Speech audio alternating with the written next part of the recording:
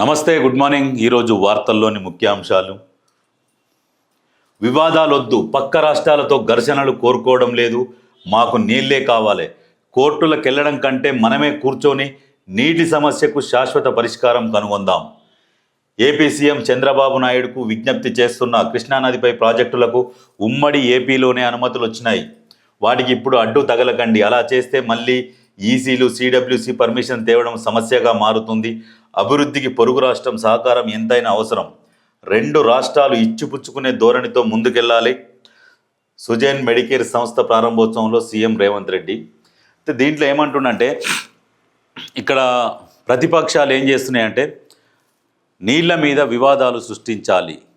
ఎట్లా అంటే సాట్ల తౌడు వేసి కొట్లాడ పెట్టాలన్నట్టుగా ఈ ప్రతిపక్షాలు ప్రయత్నం చేస్తున్నాయి.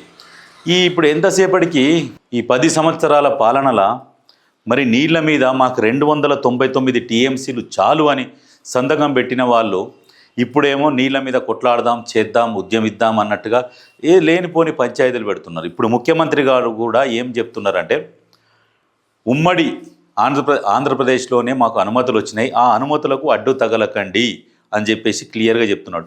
ఏదైనా సమస్య ఉంటే కూర్చొని మాట్లాడుకుంటే సమస్యలు తీరిపోతాయి.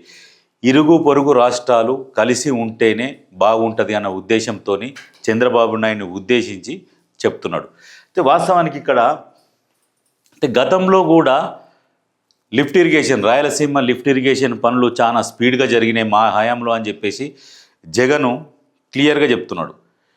ఇప్పుడు మొన్ననేమో రేవంత్ రెడ్డి గారేమో చంద్రబాబు నాయుడుకు ఫోన్ చేసి పనులు ఆఫ్ చేసినామని చెప్పేసి రేవంత్ రెడ్డి గారు కరెక్ట్గా చెప్పిండు. అయితే వాస్తవానికి పనులు ఇప్పుడు ఆగిపోయినాయి. రేవంత్ రెడ్డి తీసుకున్న కొన్ని నిర్ణయాల వల్ల, కొన్ని మాట్లాడడం వల్ల ఈ పనులనే ఆగిపోయినాయి.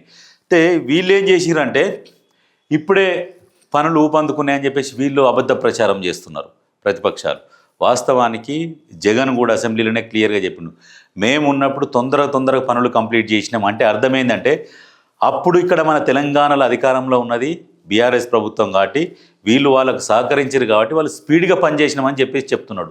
అంటే దొంగలు ఒకటయ్యి ఎంతసేపటికి రెండు రాష్ట్రాలని మొత్తము దోచుకు తిందామన్న ఉపాయంలో ఉన్నారు. ఇప్పటికైనా ప్రజలు అర్థం చేసుకోవాలి. అంటే అక్కడ ఒక దొంగనే, ఇక్కడ దొంగనే. ఆ దొంగ దొరికిన దొంగ, ఈ దొంగ దొరకని దొంగ. ఇంకా ఆరోపణలతో ఉన్న దొంగనేమో ఈ దొంగ, ఆల్రెడీ దొరికిన దొంగ ఆ దొంగ. ఇద్దరు కలిసి రెండు తెలుగు రాష్ట్రాలని దోసుకుందాము అన్న ఆలోచనతోని ఇటువంటి పనులు. శవాల మీద పేలాలు కూడా ఎరక తింటారు వీళ్ళు, అటువంటి రకం. కాబట్టి జనాలు కూడా ఆలోచన చేసుకోవాలి. ముఖ్యమంత్రి గారు కూడా కరెక్ట్గా చెప్తున్నాడు క్లియర్గా, ఏదైనా ఉంటే కూర్చొని మాట్లాడుకుంటే సమస్యలకు పరిష్కారం దొరుకుతుంది అనేది. దీని మీద ఇక వాళ్ళు ఎట్లా స్పందిస్తారు ఏంది అనేది వాళ్ళు చూడాలి. ఇంకా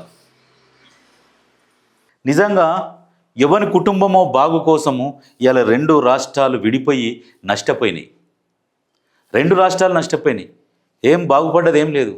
భూములు పెరిగినాయి, మా రేట్లు ఆకాశానికి అంటినాయి. అంటే ఎవడు పేదవాడు భూమి కొనుక్కునే స్థాయికి వచ్చిండా? ఒక ఎకరం భూమి కొనుక్కునే స్థాయికి పేదవాడు రాలే. పేదవాడు పేదవాడిగానే ఉన్నాడు, పెద్దోడు పెద్దోనిగానే ఉన్నాడు. రేట్లు పెరిగినాయి, వాళ్ళే కొనుక్కుంటున్నారు. కానీ పేదవానికి ఏమన్నా మేలు జరిగిందా? తెలంగాణ ఏర్పడ్డాక ఏమైందమ్మా అంటే తిరిగి చూసేసరికి 10 లక్షల కోట్ల అప్పు తెలంగాణ నెత్తిలో కూసబెట్టిపోయారు. ఆ ఒక కుటుంబం బాగుపడ్డది. లక్షల కోట్లు సంపాదించుకున్న ఆ కుటుంబం బాగుపడ్డది. ఆ కుటుంబంకు భజన చేసే బ్యాచ్ బాగుపడ్డది. కానీ తెలంగాణ సమాజం ఎక్కడ కూడా బాగుపడలే. నీళ్లు, నిధులు, నియామాల కోసం కొట్లాడినాం.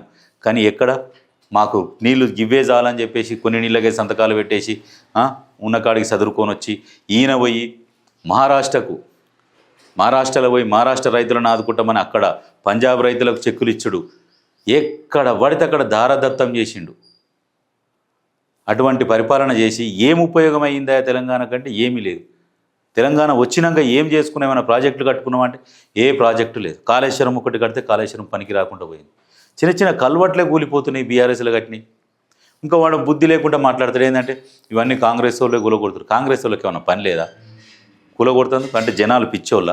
అంటే మీ పార్టీ కార్యకర్తలు, మీ జనాలు, మీ ఫాలోవర్సు, మీ సానుభూతి పరులు లేరా? చూసి చెప్తాను. లేనిపోని ఉట్టిగానే ఆరోపణలు. మీరు నాసిరకం పనులు చేయించి దోసుకోవడానికి అలవాటు పడి లక్షల కోట్లు తిని అలా తెలంగాణను ఆగం చేసిరు. బంగారు తెలంగాణ పేరు చెప్పి మీ కుటుంబం బాగుపడ్డది, కానీ తెలంగాణ నష్టపోయింది. అక్కడ ఆంధ్రప్రదేశ్ కూడా అప్పుల పాలై కూస్తున్నది. విడిపోయినాక. పరిపాలన అనుభవం లేనోడు పరిపాలించి అమ్మ ఒడి పథకం, ఆ ఒడి పథకం, ఈ పైసలు వేసుకుంటూ పోతే రాష్ట్రం అభివృద్ధి చెందదు. పైసలు కాదు, పని కావాలి. రెగ్యులర్గా చేసుకుంటేందుకు ఒక పని దొరికితే సంతోషంగా వాని పని వాడు చేసుకోగలుగుతాడు. అవి లేకుండా ఎంతసేపటికి ఇవి ఫ్రీగా ఇస్తాం, అవి ఫ్రీగా ఇస్తాం, ఇవ్వాలి, రాష్ట్ర సంపదను మొత్తం దోసుకోవాలి. ఈ రకంగా ఇద్దరు కలిసి 2 రాష్ట్రాలను ఆగం చేసిరు. చెప్పాలంటే మీ పదవుల కోసము, మీ కుటుంబాల బాగు కోసం 2 రాష్ట్రాలను ఆగం చేసిరు. ఒక కుటుంబం 2 రాష్ట్రాలను ఆగం చేసింది. ఇది చరిత్రలో నిలిచిపోయేది. ఆ ఒక్క కుటుంబం అటు ఆంధ్రాను నాశనం చేసింది, ఇటు తెలంగాణను కూడా సర్వనాశనం చేసింది. ఇలా ఏముంది తెలంగాణలో? చెప్పుకోవడానికి భూముల రేట్లు పెరిగినాయి, కానీ భూములు అయ్యేడున్నాయి, ఆనే ఉన్నాయి, ఉన్నోని దగ్గరనే అటు ఇటు తిరుగుతున్నాయి. సరైన తిండి తిందామంటే భయం, ఇలా ఖర్చు అయితే రేపటికి ఉంటుందో ఉండదో, అంత రేట్లు పెరిగినాయి. నిత్యావసర వస్తువులు పెరిగినాయి. అక్కడ కేంద్రం ఏమో ఇష్టానుసారంగా రేట్లు పెంచుకుంటూ పోతున్నది. జిఎస్టీ అని ముక్కుపిండి పరిశ్రమలు కూడా ఇక్కడికి వద్దామంటే భయపడుతున్నాయి జిఎస్టీని చూసి. ఆ రకమైన ట్యాక్సీలు వేస్తున్నారు. ఇది మన పరిపాలనా వ్యవస్థ. ఇట్లా పరిపాలించి ఇట్లా దేశాన్ని వాళ్ళాగం చేస్తారు, రాష్ట్రాన్ని వీళ్ళాగం చేసారు గతంలో.